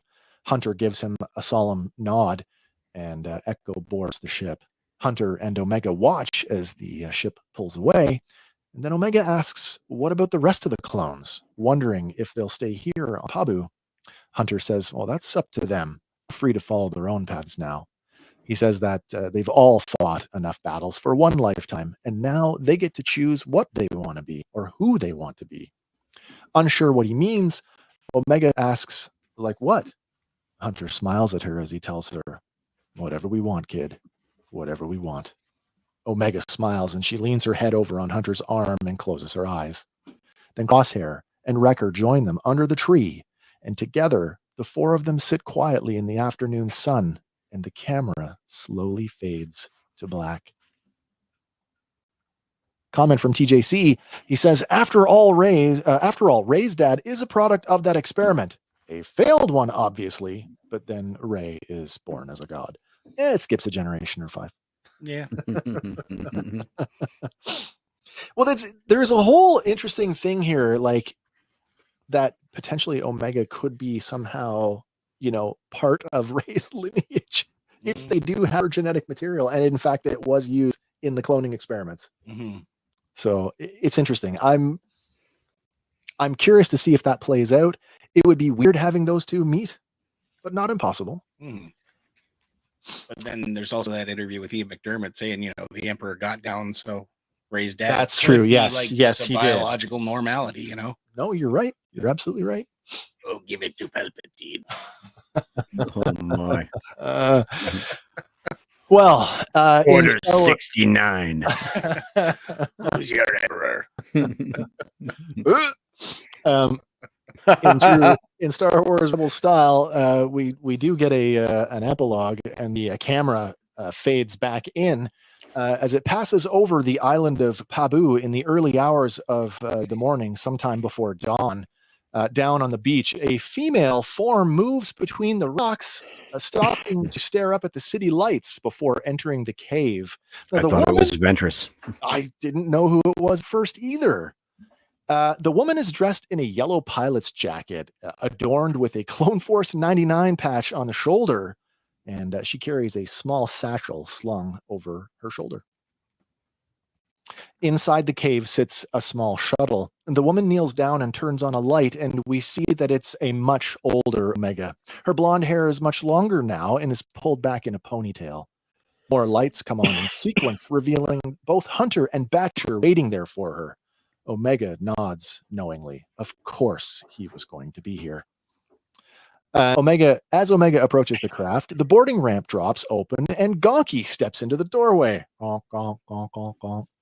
Sitting on the rocks in front of the shuttle, Hunter asks Omega if she thought she could just sneak off. He says that time hasn't dulled all of his senses. Omega sits down beside him. She says this shouldn't be a surprise because the rebellion needs pilots more now than ever. Hunter sighs, and Omega tells him that she's made her choice and she wants to do more. Hunter interjects, and we want to keep you safe. Omega laughs. You have. But I'm not a kid anymore. You don't have to worry about me. And like any father, Hunter says, you're our kid, Omega. You always will be. Omega tells him they've all fought enough, and this is her fight now. Putting her hand on his shoulder, she says, I'm ready. And like any father, Hunter replies, yeah, you are. But I'm not. Oh, it's very emotional. Mm-hmm. Check in here for the comments here for a second. DJ says, Rey was a great success as she was more powerful and learned faster than any of the chosen ones, Anakin or Luke, and she didn't even have any training. Sorry to rant, but it just bugs me about the sequel. No, it's true. That's true. I think, part of that new movie may address that as she has to have spent some time studying the texts, and we will get some more context for what was in those books, hopefully. Yeah. There is a line in the novel that helps me deal with it. And that's that when Kylo Ren is probing her mind, he breaks whatever blocks were put in by whoever. And right. I know that's based on the initial script draft, but when their minds touch, she actually absorbs his abilities. Like, oh wow, they touch. So he's like, because they were a dyad, right? And it's kind of like the Matrix, where suddenly I know kung fu. I know kung fu. She suddenly can do mind tricks and wield the Okay, lightsaber like an okay. expert. That's a very interesting thought. That changes our understanding of the Force now, doesn't it? The dyad is something that we had not been introduced. No, that's unique. Yeah. Yeah. Yeah, we've not seen that. Not before, not since either. All right. Omega nods with a smile. Standing up, the two of them embrace. Then Omega tells him to keep an eye on Wrecker and Crosshair while she's gone. He nods and he tells her, now off you go, and then watches as Omega climbs the shuttle's ramp. But just before she crosses the threshold, Hunter calls it to her, Omega, if you ever need us, we'll be there. Of course they will. Mhm. Again, spinoff. I'm ready to see it. Omega nods with a smile and she rushes to the cockpit. She tosses her satchel on one of the jump seats where Lula, the Tuca doll, rests. On the dashboard sits Tech's broken goggles. Flashing up the ship's engines, she looks out the canopy at Hunter and offers him a two-fingered salute, which he returns in kind. Then Hunter and Batcher watch as the shuttle lifts off and pulls out of the cave. Batcher nuzzles Hunter's leg as she whimpers a little, and Hunter scratches her neck as he tells her, it's all right, girl. Hunter shuts the lights off and takes one more look out the mouth of the cave, and he mutters, she'll be fine. Then he and Batcher leave the cave. And then we cut to an extremely wide shot of the island where Omega's shuttle flies over the low-hanging full moon in a Disney kind of way on her way to whatever adventure lies next. And we cut to black. But that's not it. I promised there was going to be some more ship stuff, and I have to. I'm first of all, I love the epilogue. I love the epilogue. I love the fact that she's older. I love the fact she's still wanting to get in there and mix it up.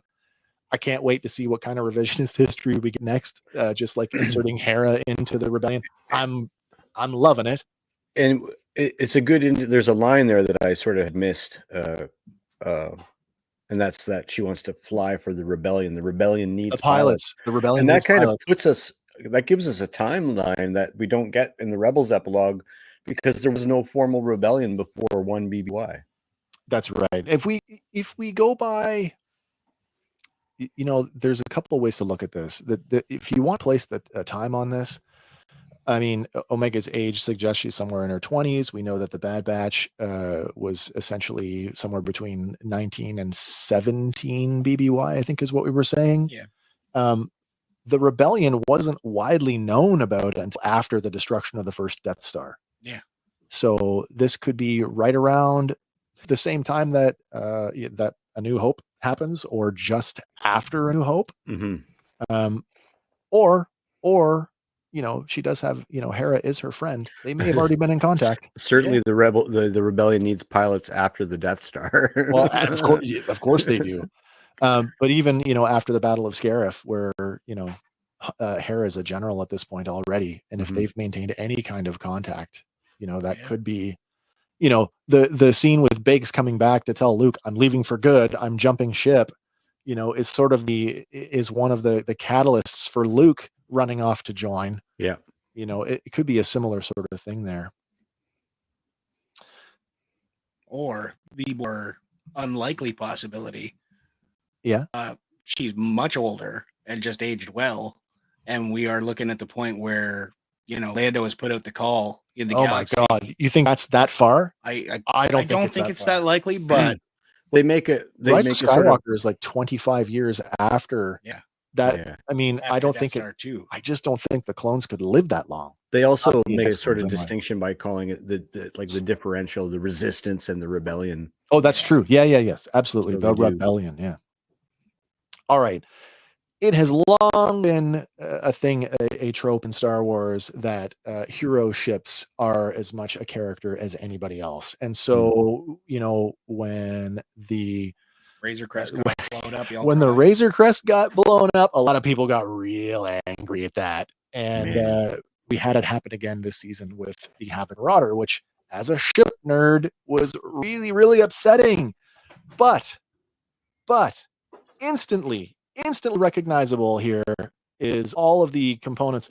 Like, you cannot tell me that Omega's shuttle is not cobbled together from the remains of the Hack Marauder. Oh, It's almost like all they parts were there after it was blown up. whatever was left over Salvage whatever they for can. sure. To me, it looks like, and I want to go through this with you just quickly here.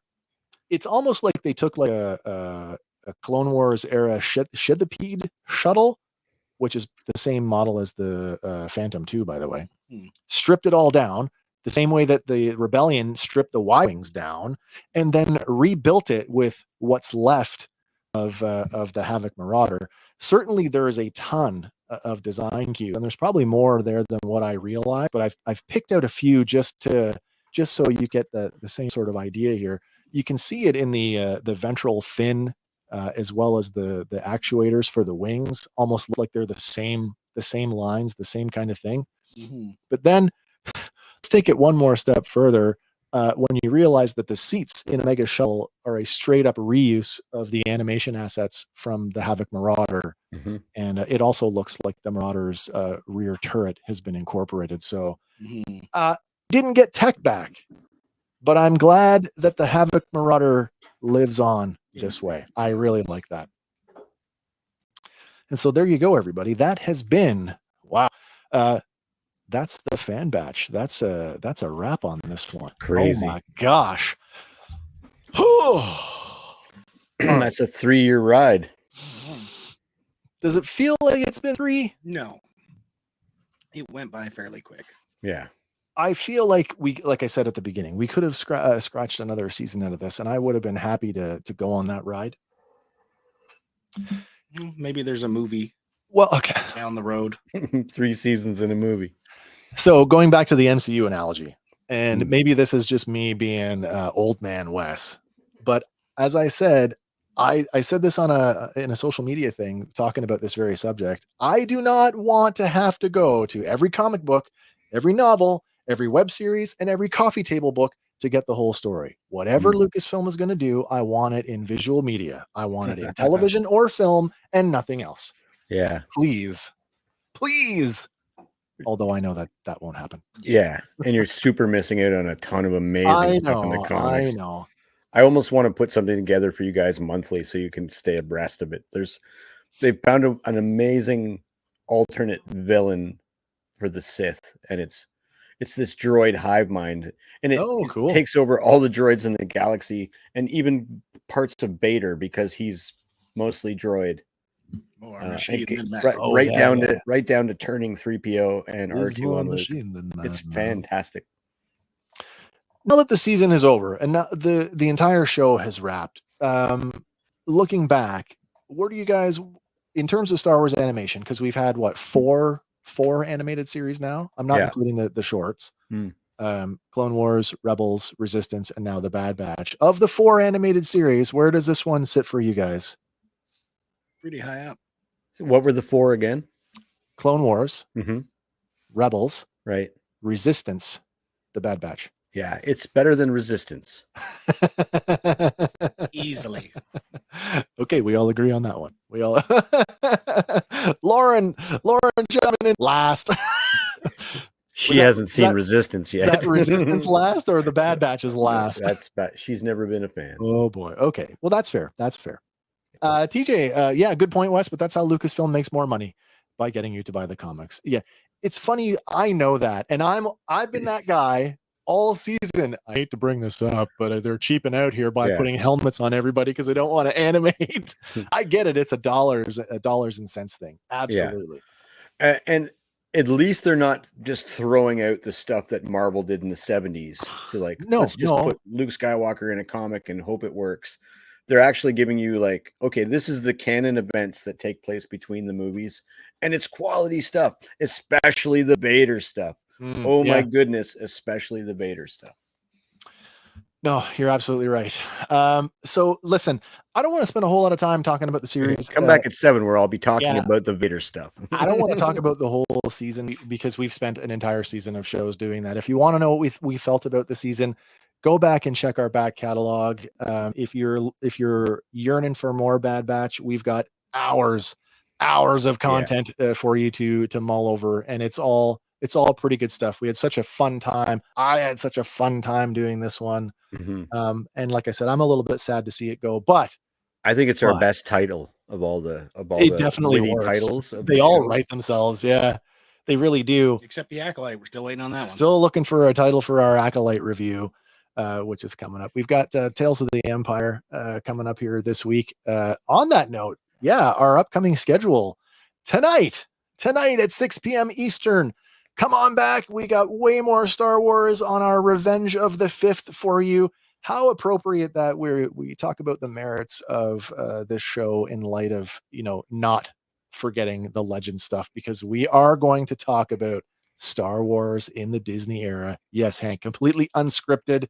I've got a few images to sort of help keep us on track, but we want to know what you guys think. And we're going to go through things sort of chronologically. And we got a lot to talk about there. Then this Tuesday, on Tuesday night, we are foregoing Random Fandom Tuesday so that we can bring you our full coverage of all 6 episodes of Tales of the Empire. I hope everybody had a chance to watch that yesterday, May the 4th. I know I did. I quite enjoyed it. That's real good. I don't want to get too much into that now, but I do have the ones I like more than others. Yeah, we definitely will on Tuesday. And then it's the Acolyte. Andy won the lottery there.